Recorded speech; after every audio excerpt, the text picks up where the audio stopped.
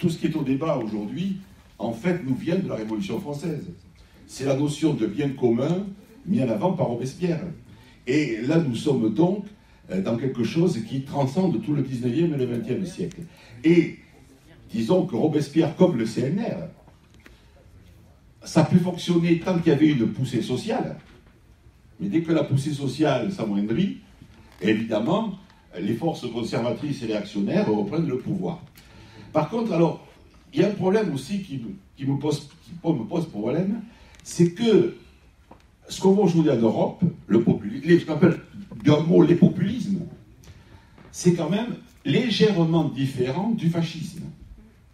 Et que donc, il va falloir quand même qu'on serre la vis au niveau des définitions. Parce que, autant dans les années 30, face au péril rouge, la bourgeoisie s'est retrouvée derrière le fascisme ou des pouvoirs forts, autant aujourd'hui, le grand capital est parfois en opposition avec les populismes, parce que l'Europe et la mondialisation, ça les arrange. Donc vous voyez que il va falloir quand même qu'on affine un petit peu si on veut pouvoir combattre ces montées de populisme.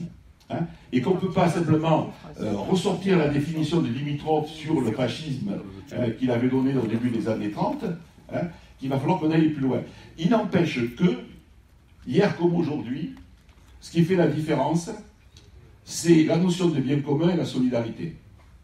Hein, et l'internationalisme prolétarié. Jusqu'au bout des gros mots. Et ça... Jaurès, quoi. Ben oui. Et donc je veux dire que là-dessus, on va pouvoir avancer.